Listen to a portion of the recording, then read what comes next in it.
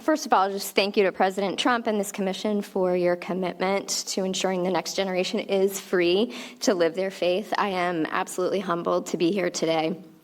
For over 30 years, I have had the privilege of serving as a high school government teacher, the last 21 in Loudoun County Public Schools, Virginia. Being a teacher has been one of the greatest blessings of my life, and God really gave my heart a mission right at the beginning to show all of my students every day that they are loved. No matter what they're going through, no matter what their grades are, no matter what their status is with their peers, I love them. And so every day I do tell my students, Mrs. Gill loves you. I have a banner in my classroom that says, you are loved. Every test, I give them one bonus question that says, Mrs. Gill loves me, true or false? And they have to put true to get it right. Over the years, I have really built wonderful relationships with my students. I've walked with them through their struggles, through victories, and my goal has always been to equip them, not just with facts, but with truth, not just for tests, but for life. Because if we can root the next generation in truth, we can help them live full and flourishing lives. But in the summer of 2021, I encountered a cultural battleground that I did not expect or feel equipped to take on. Loudoun County Public Schools adopted a policy that forced teachers to deny the foundational truth of what it means to be human, created as male and female. And this policy forced teachers, said they must affirm all transgender students and treat boys as girls and girls as boys. So Loudoun County Public Schools, my employer, gave teachers a choice: deny truth or risk everything. At first, I was afraid, but I knew that I could not stand in front of my Father in heaven one day and say, my pension plan was more important than your truth.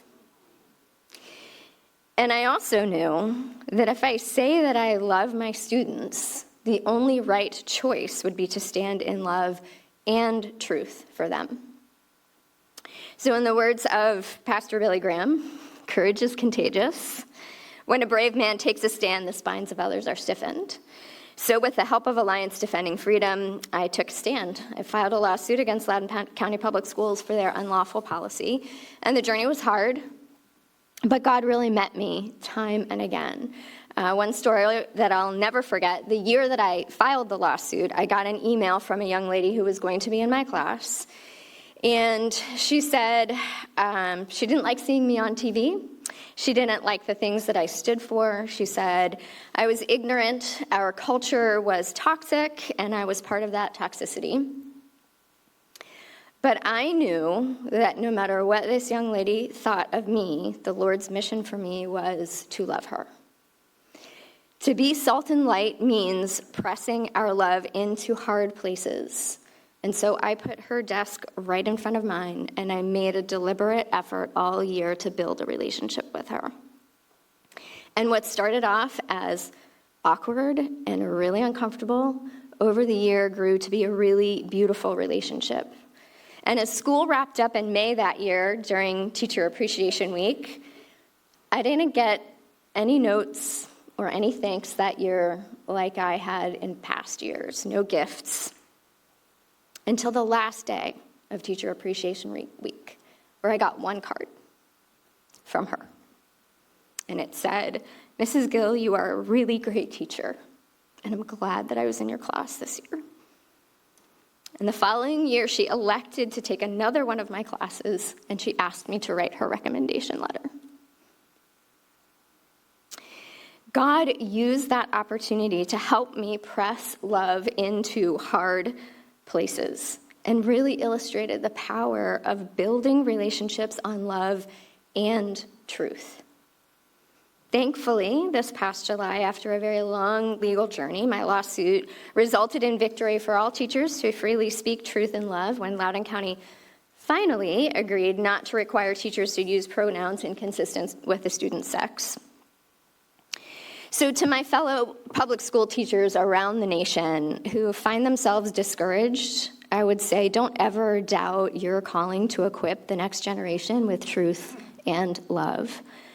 I personally was reminded of this a few years ago when I was feeling very discouraged. That year I was cleaning up my new classroom right at the start of school, and I discovered a book kind of tucked away in a dusty corner, and I picked it up and I dusted it off. And this is the book, and I read the cover and it said, Holy Bible. And I remember looking at it and thinking, what are you doing here? And I opened it, and on the inside it says in beautiful penmanship, presented by the senior class of 1955. And I was cynical at first, and I thought, look at how far we've fallen. You'd never see something like this today. But I tell you, the Lord got a hold of my heart immediately, and he just said to me, Monica, I did not give you this gift for you to judge this place. I gave you this gift so that you would know I have not abandoned this place, and have placed you here to be salt, to be light, to stand. So stay. And I've stayed. And this is our calling. It is to be salt and light and to realize God has not abandoned our schools. He has not abandoned this generation. And we cannot do that either. We can't let our children fall victim to lies, especially the lie that says that they're born in the wrong body. We have to give our students love and truth, and we have to hold our public schools accountable when they fail. And we're at what I pray in Charlie Kirk's honor will be a turning point, because for us to win back our country, we have to take a stand for truth without fear of the consequences. And so in closing, I just want to speak directly to any young people who are watching today or listening and say this. You are deeply loved, and you have a choice. You have a choice today on how you're going to love God, how you're going to love others, and how you're going to love this country. And you have a choice to be courageous. You have a choice to stand for what is right and true and beautiful, even knowing that it might cost you greatly. And my prayer is that your generation will remember that courage is contagious. Look beyond your differences to what unites you, that you are each fearfully and wonderfully made in the image of God. And in closing to this commission, and again to President Trump, thank you. Thank you so much for initiating this conversation, for pursuing dialogue, for really working to preserve a foundation for every young person in America to come to know the truth that will set them free. Thank you.